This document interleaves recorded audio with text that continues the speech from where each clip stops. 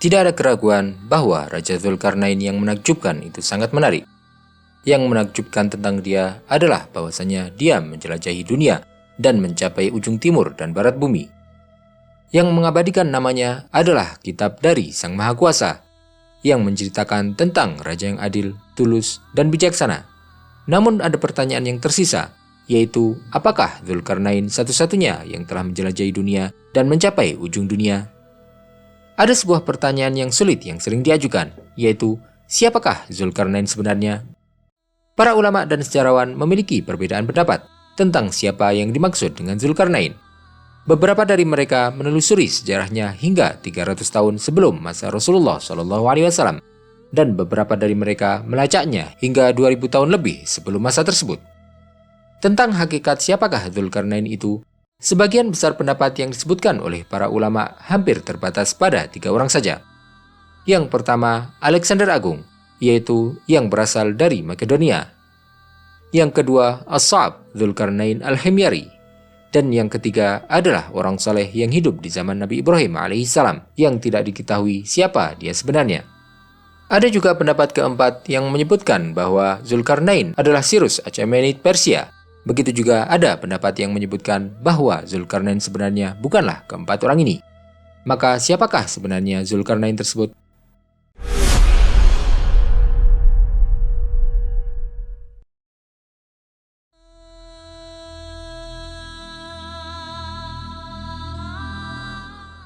Kisah tentang kehidupan Dzulkarnain menunjukkan bahwa dia adalah orang yang hidup di zaman dahulu kala, sebelum masa Tuba', sebelum Alexander, dan sebelum Cyrus, yaitu pada masa Nabiullah dan kekasihnya, Nabi Ibrahim alaihissalam, sebagaimana yang disebutkan oleh beberapa sejarawan yang dapat dipercaya.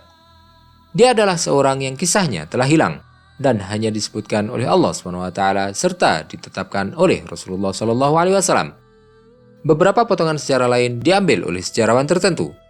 Dia adalah seorang yang mengelilingi bumi, orang yang soleh, adil, rendah hati di hadapan Allah, pelaksana perintahnya, serta menegakkan kebaikan di antara manusia.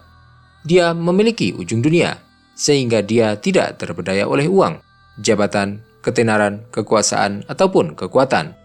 Namun dia tetap mengingat karunia dan rahmat Allah, mempersiapkan diri untuk hari kiamat guna menerima balasan yang adil di sisi Allah. Rincian inilah yang disebutkan oleh Allah SWT dalam Al-Quran ketika dia menceritakan tentang kisah Dzulkarnain. Allah SWT berfirman dalam surat Al-Kahfi yang artinya, mereka bertanya kepadamu tentang Dzulkarnain. Katakanlah, akan aku bacakan kepadamu sebagian kisahnya. Sesungguhnya kami telah memberi kedudukan kepadanya di bumi dan kami telah memberikan jalan kepadanya untuk mencapai segala sesuatu. Maka dia menyusuri suatu jalan. Hingga ketika telah sampai ke tempat terbenamnya matahari, dia mendapatinya terbenam di dalam mata air panas lagi berlumpur hitam. Di sana dia menemukan suatu kaum yang tidak mengenal agama. Kami berfirman, wahai Dzulkarnain, engkau boleh menghukum atau berbuat kebaikan kepada mereka dengan mengajak mereka beriman. Dzulkarnain berkata, adapun orang yang berbuat zalim akan kami hukum, lalu dia akan dikembalikan kepada Tuhannya. Kemudian dia mengazabnya dengan azab yang sangat keras. Adapun orang yang beriman dan beramal soleh mendapat pahala yang terbaik sebagai balasan dan akan kami sampaikan kepadanya perintah kami yang mudah-mudah. Kemudian dia mengikuti suatu jalan yang lain. Hingga ketika sampai di posisi terbitnya matahari atau di arah timur, dia mendapatinya terbit pada suatu kaum yang tidak kami buatkan suatu pelindung bagi mereka dari cahaya matahari itu. Demikianlah kisahnya. Sungguh kami mengetahui segala sesuatu yang ada padanya. Kemudian dia mengikuti suatu jalan yang lain lagi. Hingga ketika sampai di antara dua gunung, dia mendapati di balik kedua gunung itu suatu kaum yang hampir tidak memahami pembicaraan. Mereka berkata, wahai Dzulkarnain, sesungguhnya Ya'juj dan Ma'juj adalah bangsa pembuat kerusakan di bumi. Bolehkah kami memberimu imbalan agar engkau membuatkan tembok penghalang antara kami dan mereka? Dzulkarnain berkata, apa yang telah dikuasakan kepadaku oleh Tuhanku lebih baik daripada apa yang kamu tawarkan. Maka bantulah aku dengan kekuatan agar aku dapat membuatkan tembok penghalang antara kamu dan mereka. Berilah aku potongan-potongan besi. Hingga ketika potongan besi itu telah terpasang sama rata dengan kedua puncak gunung itu, Dzulkarnain berkata, tiuplah api itu.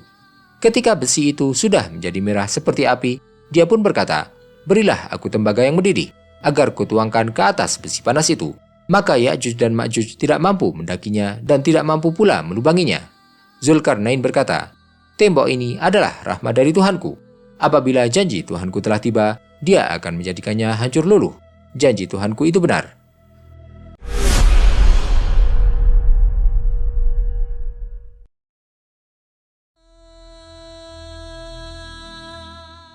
Kita tidak heran ketika kita hanya menemukan beberapa hadis yang terkait dengan Zulkarnain. Karena kisah Al-Quran tentang Zulkarnain telah memberikan tujuannya dan memberi makna penuh kepada para sahabat, sehingga mereka pun tidak peduli setelah itu siapakah sebenarnya Zulkarnain itu, kapan dan di mana dia hidup. Pertanyaan-pertanyaan seperti ini juga tidak muncul di benak orang-orang Yahudi dan orang-orang kafir yang menguji Rasulullah SAW dengan pertanyaan yang menjadikan sebab turunnya ayat tentang Zulkarnain tersebut.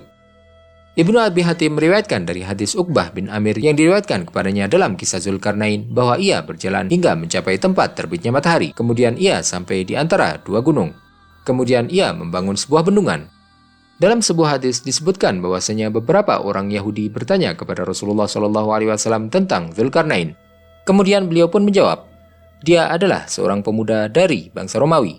Dia adalah orang yang membangun Iskandaria, dan bahwasanya malaikat membawanya terbang tinggi ke langit dan membawanya ke bendungan. Kemudian malaikat tersebut melihatnya untuk melihat ke bawah dan bertanya kepadanya, apa yang Anda lihat di bawah sana? Zulkarnain pun berkata, aku melihat sebuah kota. Malaikat itu menjawab, itu adalah bumi. Tetapi Allah ingin memperlihatkan kepadamu bahwasanya dia memberikan kamu kekuasaan kepada bumi tersebut. Maka dia pun berjalan di bumi itu dan mengajari orang yang bodoh serta menebarkan ilmu pengetahuan. Tetapi Al-Hafidh Ibnu Hajar menjelaskan bahwasanya hadis ini merupakan hadis yang lemah. Dalam riwayat lain disebutkan bahwa Ali radhiyallahu anhu ditanya tentang Zulkarnain, apakah dia seorang nabi? Ali pun menjawab, aku mendengar bahwa Nabi bersabda, dia adalah seorang hamba yang memberi nasihat karena Allah Subhanahu wa taala.